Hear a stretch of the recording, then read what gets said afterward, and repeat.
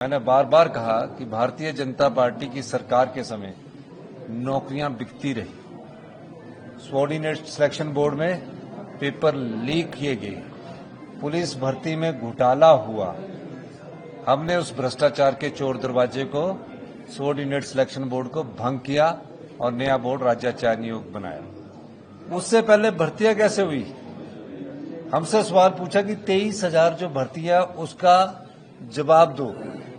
और 23,000 भर्तियों का हम उनको जवाब दे रहे कि 3,000 लोग जो हैं वो batch wise TGT arts, TGT medical, TGT non medical और को भरा जा चुका है। 1700 के करीब जेबीटी के बैच वाइज भरे जा चुके हैं। राज्य चयन आयोग से 31 अगस्त में 982 TGT arts, TGT medical, TGT non medical को भरने की प्रक्रिया शुरू है। 600 जेबीटी के भरने की प्रक्रिया शुरू है और 5,000 पंप ऑपरेटर लग चुके हैं। 2,061 वन मित्र लग चुके हैं।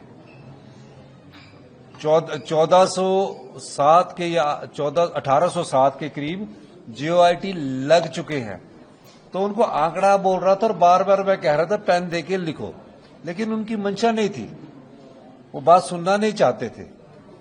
तकरीबन हमारी सरकार बनने के बाद हमने रोजगार के नए अवसर पैदा किए हैं और निश्चित तौर पर मैं कह सकता हूं कि वो जो पूछना चाह रहे थे उनकी मंशा कुछ और थी। जब हमने जॉब ट्रेनिंग की बात का आंसर दिया कि जॉब ट्रेनिंग सिर्फ नाम मात्र बदलना है, कॉन्ट्रैक्ट की जगह जॉब ट्रेनिंग है, जो भी जॉब ट्रेनिंग राज्य चयन आयोग के माध्यम से लगेगा, जिसके द्वारा नौकरी मिली जाएगी, वो 2 साल में पक्का हो जाएगा। उस बात को भी वो सुनकर तैयार नहीं थे।